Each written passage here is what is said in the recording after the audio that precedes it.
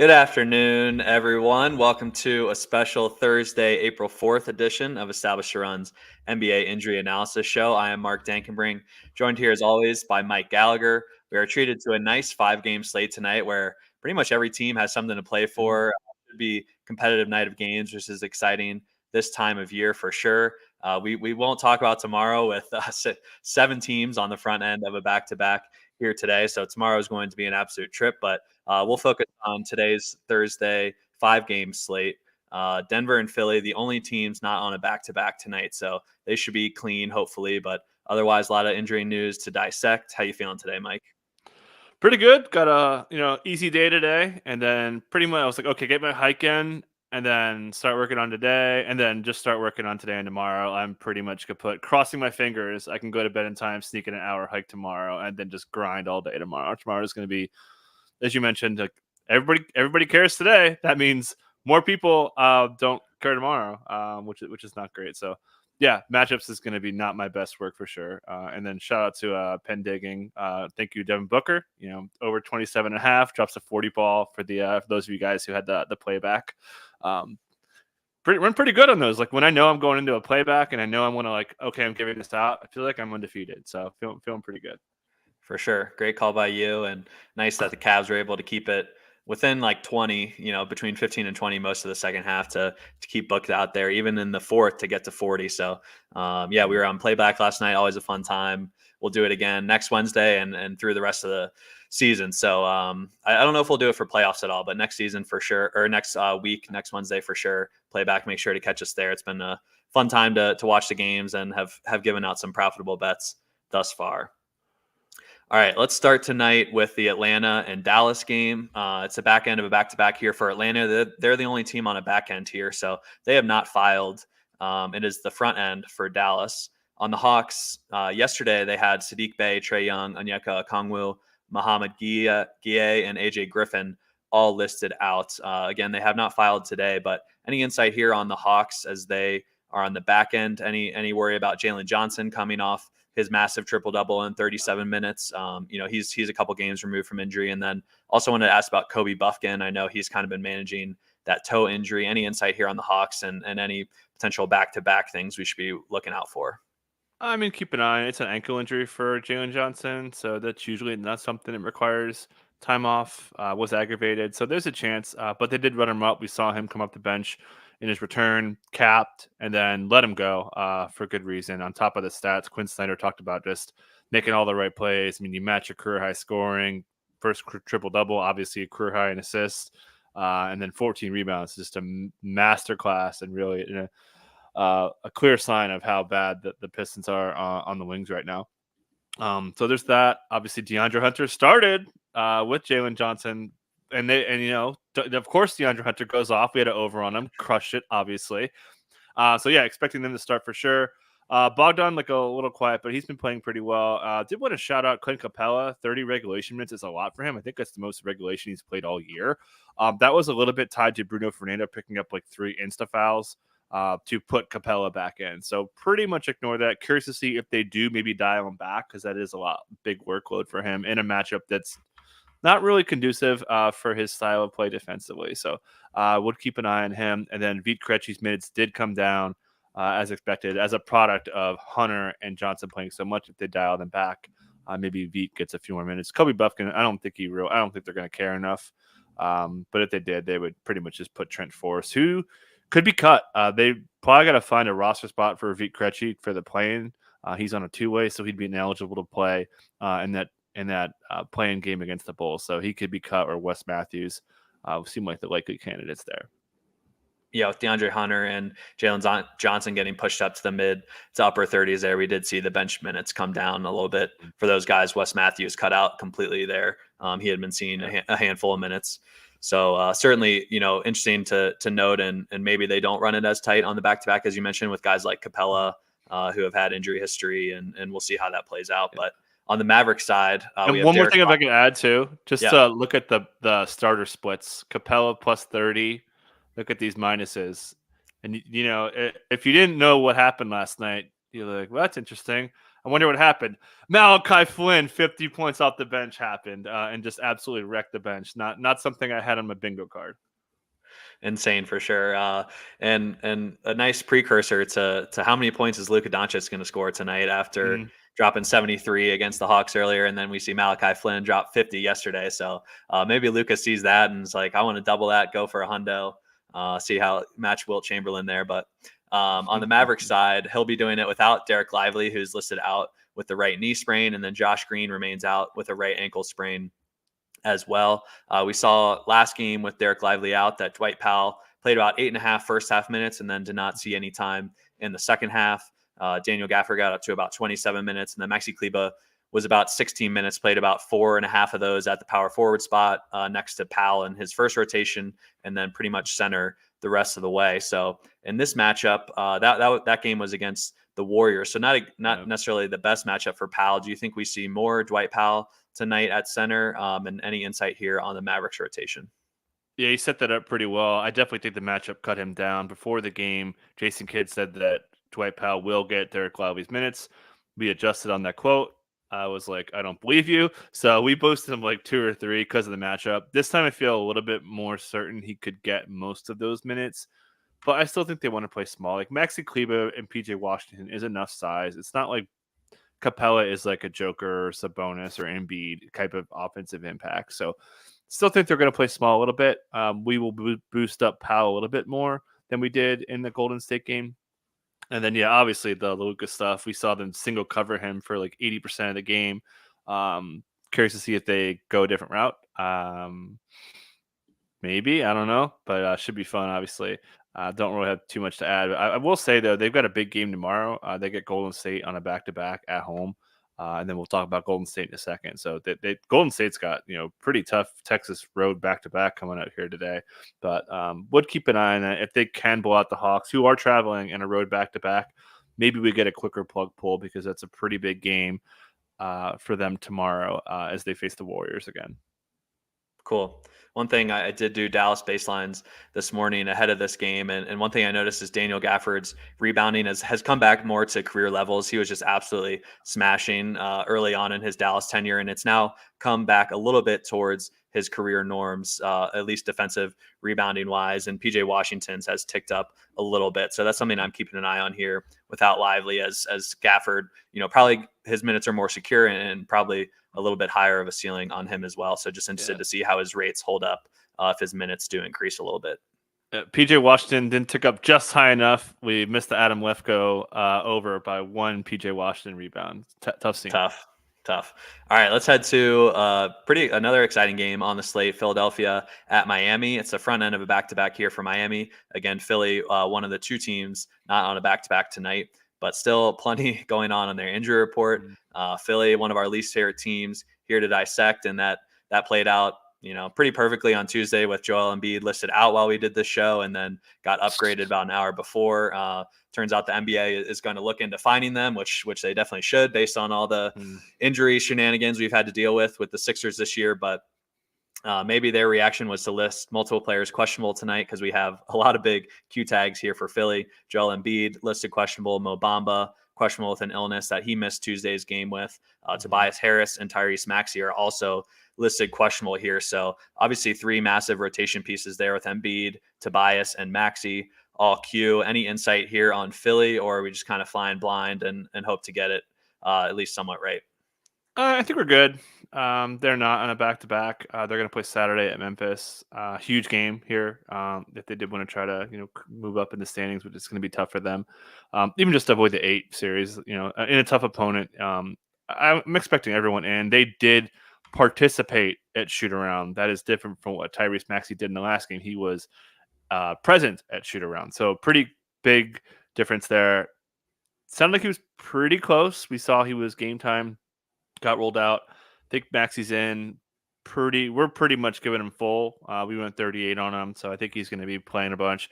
Joel Embiid played 29 minutes. The reporting was all over the place, and we shout out to us. We had 29 minutes in our projections because Joel Embiid goes out there, and all the minute stuff is usually just BS all the time, and that's what happened. So we saw the first stint was like 4 minutes, and then it got a little longer, It got to 29. We saw a quick little sub out.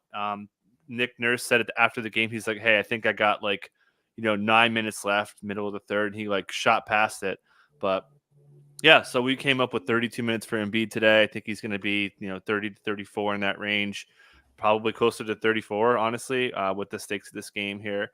So yeah, expecting him to be full go. Tobias Harris went through shoot around. Not much detail on this hyperextension of a knee, so I think he's in there. If he didn't play, I would expect Nick Batum to start in his place, and obviously if Maxey didn't go, it would certainly be campaign again after picking up a pretty big role. Curious to see what happens with some of the role players here.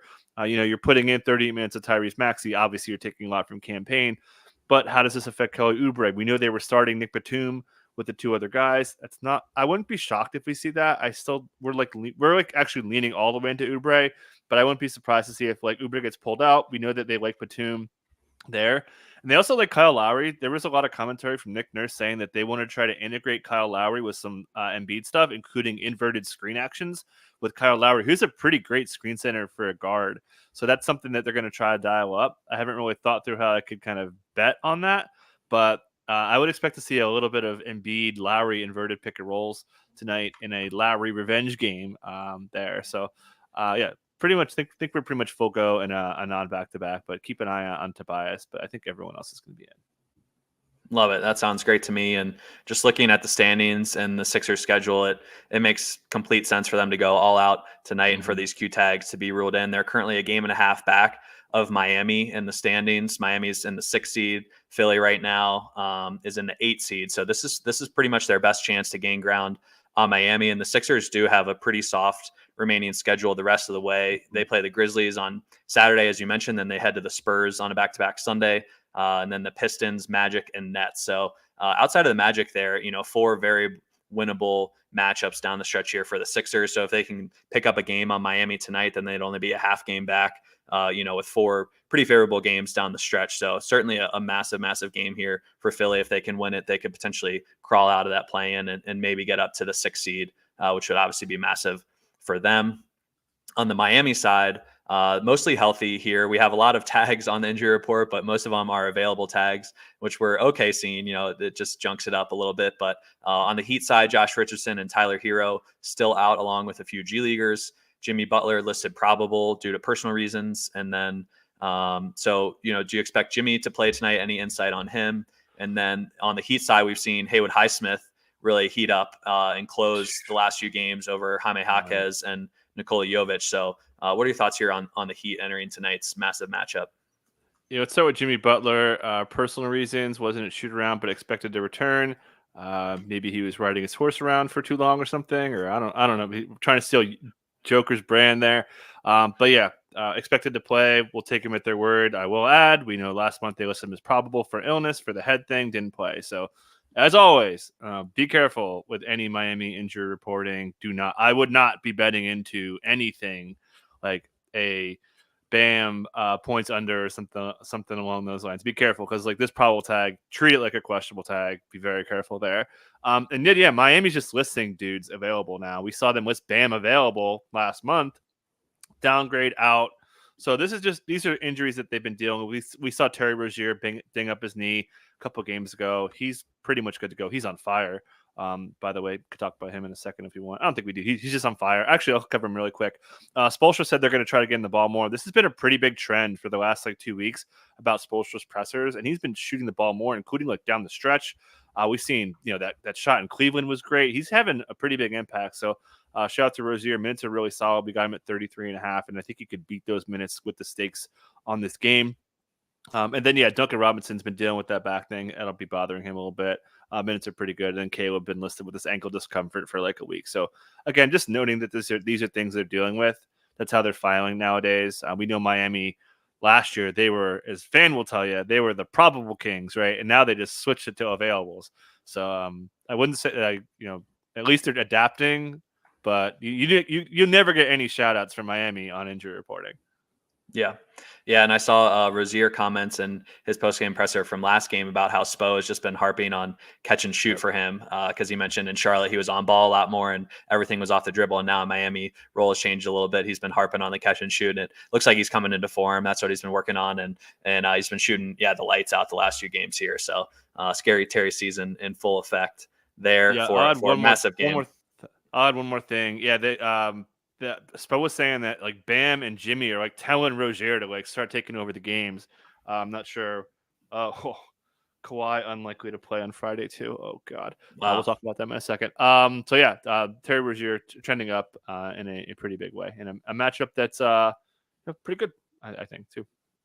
Sweet. Let's head to next game on the slate, Sacramento Kings at New York Knicks. Front end of the back-to-back here for both teams. On the Kings side, Malik Monk and Kevin Herter remain out here. So same situation as we saw on Tuesday, where we saw Trey Lyles and Davion Mitchell have some big minutes off the bench. Looked like Davion benefited a bit from Keon foul trouble, but was also playing quite well. And then Trey Lyles was subbing in primarily for Harrison Barnes, and they only overlapped a little bit at the end of the game. So any insight here on the Kings and their kind of newfound rotation without Monk and Herter in there?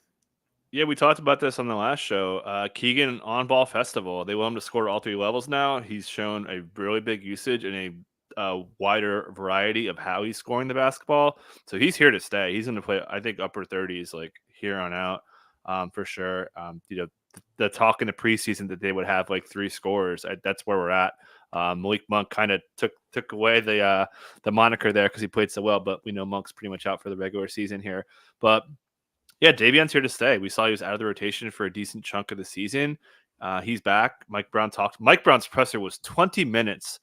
I Wow. 2x'd it. I had to spend 10 minutes on a 2x presser. I was like, come on, Mike. And I mean, it's illuminating just to add that, but you don't need to talk about your sprays on passes on 3-pointers for like 5 minutes, Mike Brown. Anyways, I digress. Could you tell I'm upset about it? But yeah. I think Harrison Barnes' minutes are pretty safe. Again, he and Lyles are mostly going to cover those minutes. And then, De'Aaron Fox, the bonus, will be pretty busy. The defensive player of the game, interestingly enough, was someone you would not expect. It was Alex Len, with 7 rebounds, had some pretty big defensive plays, and a big win against the Clippers. So, but yeah, pretty static. I think we feel pretty good about this rotation. Definitely a little push and pull on Keon and Davion, because Davion's, and they also want to shoot more. We talked about this previously. Like they want Davion to shoot the ball more as well. So yeah, tough matchup going cross country for the Knicks though. So it's should be a good game though. Great TNT game. On the Knicks side, we got big news today on Julius Randle. He will undergo season-ending shoulder surgery and is obviously out for the rest of the season and the playoffs. So the Knicks will be without Julius Randle the rest of the way. OG Anunoby listed out again tonight as well. Kind of uncertain status on his potential return. Not much going on OG's update, at least that I haven't seen. And then a couple Q tags here for the Knicks. Mitchell Robinson questionable with this left ankle. It's listed as injury management tonight rather than the sprain we saw on Tuesday. He did play on Tuesday, so I would imagine he's mostly going to be good to go tonight. And then Josh Hart popped up on the injury report, questionable with a wrist sprain on his shooting hand on his right wrist there. So any insight here on Josh Hart? I'm a little more concerned about him. Just obviously a massive minutes void to fill if he were to miss. But any thoughts here on the Knicks? Yeah, I don't have much on Hart. I didn't really. The biggest thing with Josh Hart nowadays is, he said that he would be, pleasantly surprised to get Julius Randle. Like we apparently should have like baked that quote in more with our projections. We are a little overexposed to Julius Randle in some of our best balls. I'm a 20%er. Poor Claff is a little bit higher, we'll say. But yeah, I don't have a great read on the Hart situation. I think he's going to play. Should be good to go. Mitchell Robinson, pretty clearly a back-to-back tag. They play Chicago tomorrow, so likely going to be one on today, one off tomorrow. I think it would be one on today, but never know. Maybe they want to give him another day off and let him go tomorrow. Sounds good. And then I guess if Hart didn't play, I guess they would go to Precious. We saw Precious play a lot last time, icing Alec Burks, cutting into the other wings a little bit. I think he would probably get the start here, despite how the matchup wasn't really good. You usually don't want to play too big against the Kings, but the way that the minutes shook out for Precious, I think that's how they would would go. And Deuce has been too good, so I think that they would start if they didn't have Hart, Jalen Brunson, Dante DiVincenzo, Deuce McBride, Precious, and Hartenstein in a very like 3-point guarding lineup and like 2 centers kind of lineup, kind of odd. Yeah, the box score doesn't really pop for Precious there. He Yeah. didn't necessarily produce even getting those minutes. Do you think that was a little bit of revenge against Miami? We had come to feel a little bit more comfortable in Isaiah Hartenstein's minutes. He had Mhm. kind of a dud game. He had been playing really well. So do you think it was just a little bit of the game flow there, or what are you Yeah. expecting kind of on the split between Hartenstein and Precious tonight? Yeah, we took a little off Hartenstein. I think we landed at 23. I forget. Okay. But it's because we have Mitch in now. So if Mitch moved out, we would put Hartenstein in a pretty. And that's actually interesting to note. So if Hart's in today, maybe they sit Mitch today, or if Hart's out today, I think they'd be more likely to play Mitch today, right? Like I think that's kind of how they would decide who they play in this back to back. Because as Mitchell Robinson told you, he is not a female dog after hurting his ankle and against the Spurs. Love it. All right, let's head to the game you teased earlier, Golden State at Houston. Tough front end of the back-to-back here for the Warriors, who play at Dallas tomorrow. On the Warriors injury report, Dario Saric listed out Gary Payton II as probable, and then Jonathan Kuminga questionable with the bilateral knee tendonitis.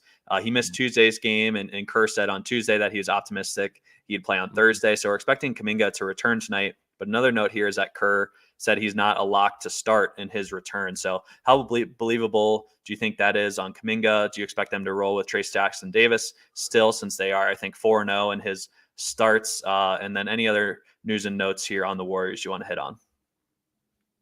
I like if it was a different matchup, I could see it. I still don't believe it. I should note on Kuminga, he went through a 3-on-3 workout the other day, and then came out good. So it sounds like he's going to be not full. This is something he's been dealing with for a few weeks, according to Steve Kerr.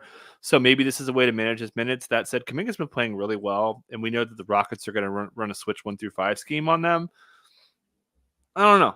I think I'd rather have a little bit more shot creation athleticism with the way this is going to play pace wise.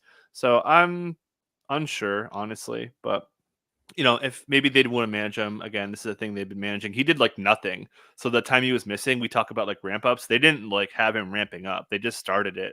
So that's probably why. I don't really have too much to add besides that. So if you made me pick, I guess, and we know I should know also one thing I forgot to say. Don't forget, this team loves to bring guys off the bench off return. Stephen Curry came off the bench in a playoff game. So I think I would pick Trace Jackson Davis starting, but not confident because Kuminga's been fantastic. My guy has been pretty good for a little bit.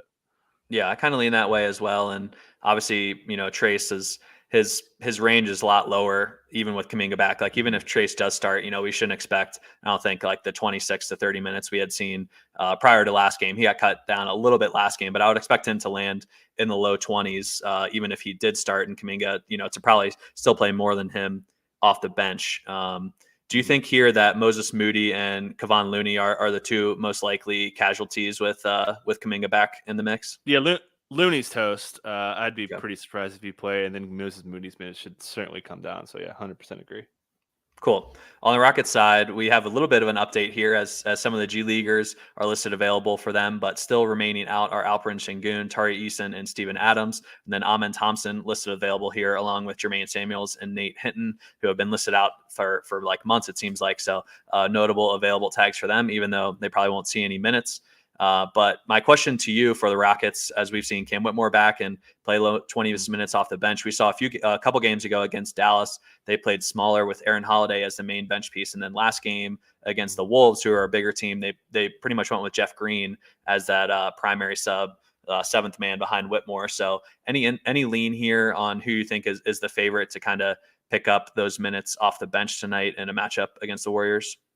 Yeah, probably more Cam Whitmore. Although I will add that Udoka kind of like crapped all over him. Like he was like basically in coach speak was saying he made like a ton of defensive mistakes, had some sloppy turnovers, didn't have his best game, but they'll probably go for this one, right? Like this, if they lose this one, they're like dead. So I think they'll go for it. So we could get a lot of elevated minutes from the main guys. Jalen Green's cooled off a little bit, but pretty tough matchups that he's run into. Dallas was really aggressive with him, and then he had Jaden McDaniels on him in the last game to slow him down a little bit, but still played pretty well. So yeah, it should be. I think Cam Whitmore will be the lead, And then, I think Aaron Holiday to add a little bit more ball pressure. I think he makes sense to have some more minutes. We'll see where Jock Landale fits in, especially with Looney probably out of the rotation today.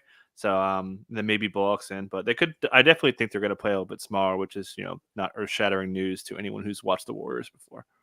Yeah, sounds good. And as you mentioned, the last gasp here for the Rockets after that big charge, they made up the standings. They're now 3 games back of the Warriors, as the Rockets have lost 2 in a row and the Warriors have won 5 in a row. So kind of the Rockets' last ditch effort here. If they lose, they'll be 4 games back with, I think, 5 or 6 to play. So pretty much donezo there if they can't pull it out tonight.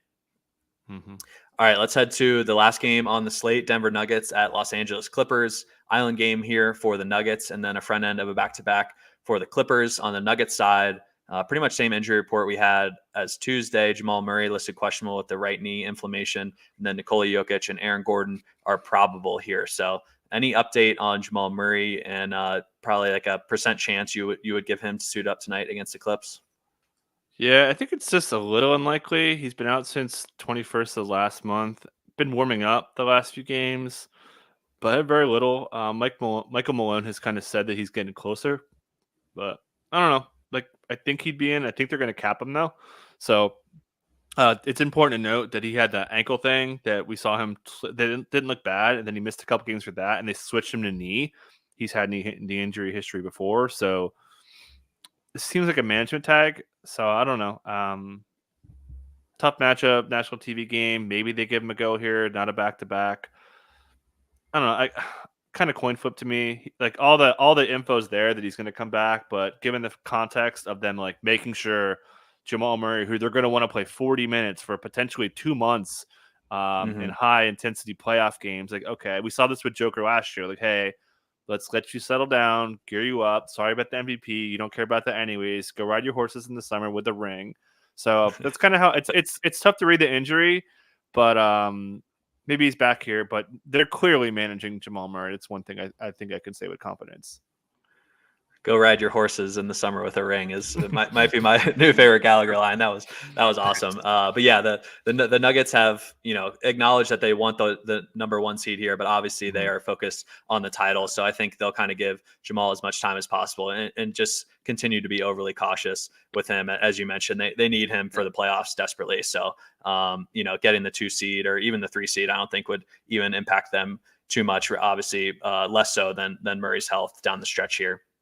And On one the thing I could Clippers add side, if I could add yeah. one more thing that's a benefit of sitting Jamal Murray, they're not playing Colin Gillespie anymore. They're playing Christian Brown. They're playing their guys. They're going to want to play in their playoffs. And Michael Malone talked about, hey, we could get a bigger sample of seeing Peyton Watson, seeing Christian Brown, seeing Justin Holiday. Can Reggie Jackson be the guy we could count on to overlap with Jamal Murray? So by sitting Murray, they get that benefit, and they get a better look at some of these other guys. So just it makes sense to sit Jamal. To gear up for what they're hoping to be a long playoff run. Yep. All right. On the Clippers side, we have Kawhi Leonard out again, and sounds like he's out for tomorrow as well, which is not great news when Kawhi gets ruled out early. I don't know if you've heard anything about him getting an MRI. I would imagine he has, or kind of any update there, but we're still flying in the blind, as it typically seems like we are with Kawhi, unfortunately. But he'll be out again. Norman Powell started the last game, played 18 and a half first half minutes. Looks like he was about to play 36 to 37 based on he got subbed in for about a minute and a half in the fourth quarter, and then they pulled the plug and put in kind of the backups to close the rest of the way. But any news and notes here on the Clippers without Kawhi? Yeah, I'll lead with Drew Dinkmeyer now. We just did a podcast ranking the Western Conference teams, and he said it's because of me and my freaking out of Kawhi Leonard.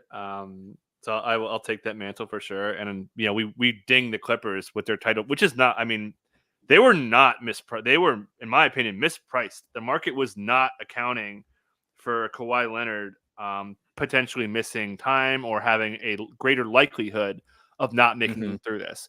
So, yeah, listen, check out the pod. We had some kind of bets and takes in there. I think it was really fun pod to record after spending time changing the Hornets rotation yesterday. It was nice to talk playoff basketball potentially.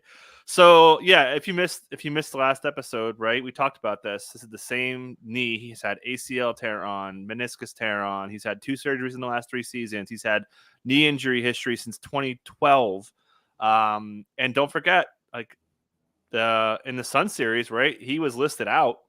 A couple years ago, they kept listing him out. They called him questionable for a little bit for an ACL tear. Like, who knows what's going on with this guy? So I'm petrified of this team long term. Again, we'll point you to the podcast for the rest. But yeah, Norm Powell, I'm very salty that FanDuel did not line Norm Powell for the leftovers. That made me very, very mad, as you could tell. I'm pretty mad today. I'm mad at Mike Brown. I'm mad at FanDuel. I've got to cool off today. So, yeah, we know the starting lineup will be the same. We'll add James Harden isn't playing well. Ty Lue talked about James Harden kind of not being himself, not being aggressive, and they're going to have to lean more into Paul George. Wink, wink, and what we got for the leftovers there. So I'm expecting a lot of Paul George. We'll see how Zubac's minutes fit. He's been pretty bad against Joker. He hasn't scored over 11.5 points in any of the last 5 games against Joker. Lefko and I were talking about that, as you could tell. So yeah, a lot of Paul George, a lot of Norm Powell, should be a decent bit of Terrence Mann. I think Zubats is going to play a lot. And then yeah, we'll see. Russell Westbrook's been playing well. Does Russell Westbrook eat into Harden? I think that's a question we got to start asking ourselves. There in a game that they got to get. This is they're slipping here. They the 4 seed's probably a long shot if Kawhi keep missing games. So. Yeah, really tough spot. And again, as you mentioned, unlikely to play tomorrow in a back-to-back when this game is way more important to me. So this is red alarm fire. I am freaking out about Kawhi Leonard. To me, I'm not ready to. I'm just saying, like, you could still draft him, but don't draft him at like ADP. Draft him like the 4th round now, I'd say, for a best ball. Matchup wise tonight, for the Clippers, you mentioned you think this is a good spot for Paul George. Do you think they'll put KCP on Harden and then Aaron Gordon on Paul George, or what do you think the defensive matchups will be here for the Nuggets?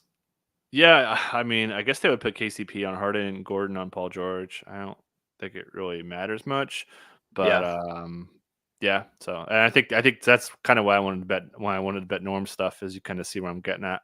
But yeah, cool. All right, that will do it. One more thing, if I could add. Sure. Ty Lue talked about emphasizing 3-pointers. That they're going to try to integrate more of that in their offense. So maybe we could see some more 3-point volume. Again, Norm Powell 3 is not lined on FanDuel right now. Sounds good. All right, that will do it for this edition of the Established to Run NBA Injury Analysis Show. As always, we ask for your support in promoting this free content by liking the video and subscribing to our YouTube channel. It really does mean a lot to us at ETR to have your support on this content and to help keep it free. If you have interest in getting access to behind the paywall content, we have plenty of great stuff from Mike's matchups columns on Monday, Wednesday, Friday, which might be a little abbreviated for tomorrow, but always some great content there. Daily DFS analysis shows at 5 p.m. Eastern time. We have top plays Monday through Saturday, and then a player props package as well. So a lot of good stuff going on behind the scenes. A lot of people putting in hard work from our data science team, 8 to 10 people on projections working every day to grind out all the good content for you guys out there. So if you enjoy this free content, make sure to get behind the paywall. I promise we have even better stuff behind there as well. And then tomorrow, hopefully we are blessed with a Fan Friday for the massive slate with, I'm sure, just going to be an unwieldy amount of injury news to assess tomorrow. So hopefully Fan can join Gallagher and Drew Dinkmeyer tomorrow to break that down. But that will do it for us today, everyone. Hope you guys have a good Thursday and enjoy this nice slate of 5 games before we enter the madness tomorrow. Peace out. Have a good one. Stay safe out there.